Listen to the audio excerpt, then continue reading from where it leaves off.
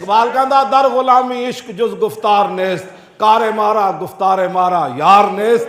اقبال کہندا جس ویلے قوماں غلام ہو جان دا انہاں دا عشق زبانی کلامی ہوندا، کہندا وہ کم اور کردیں تے زبانی اور کہندے ہوندے۔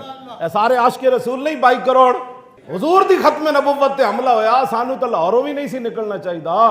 فیض آباد 21 دن جا کے بیٹھنا تے درکنار سارے کدھر گئے سن حضور نو خاتم النبیین منن والے۔ دیکھو میرا یہ تو ہر مسلمان جس میں میرا ایمان لازم ہے نا، میرے مسلمان ہونے واسطے میں حضور نو خاتم النبیین مننا ہی نہیں بلکہ یقین کراں اور ایمان رکھاں کہ رسول اللہ دی تشریف آوری بات ذلی بروزی جعلی اصلی کوئی کسی قسم دی نبوت دا دعویٰ کرے او کافر ہے، بے باک ہے، زندیق ہے، او کذاب ہے، سمجھ آئے دنیا دا جھوٹا ہے۔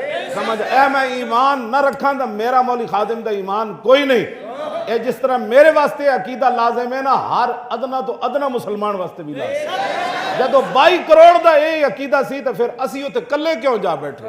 میرے واسطے کلہ تو نہیں، نہ مولانا واسطے، نہ حضرت صاحب واسطے، نہ کسی اور واسطے، نہ جنہ واسطے، نہ لبیک والے واسطے، یہ تو مسئلہ ہی کوئی نہیں۔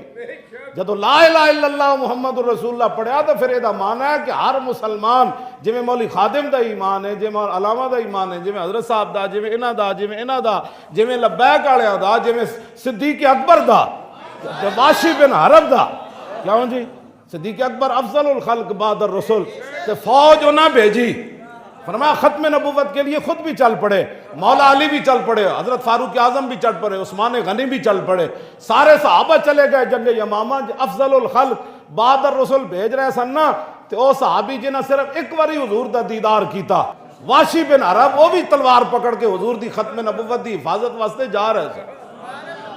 کیوں جی اس امت دے ابی بن کعب جا رہے سن نا وڈے کاری، تے انہاں نال بھی وڈے کاری حضرت سالم بھی جا رہے سن، جی محدث جا رہے سن ابو ہریرہ تے نال معاذ بن جبل بھی جا رہے سن۔ ایک کہنا مطلب ہویا جی حضرت صاحب تے حاضریاں لوان لوگ جاندے رہے۔ میں تو نہیں پڑھیا، مولانا کدھر پڑھے، میں بڑا ڈھونڈیا کہ وہ جنگ یمامہ جاندیا کوئی صحابی رستے جو واپس آ گیا ہوگا۔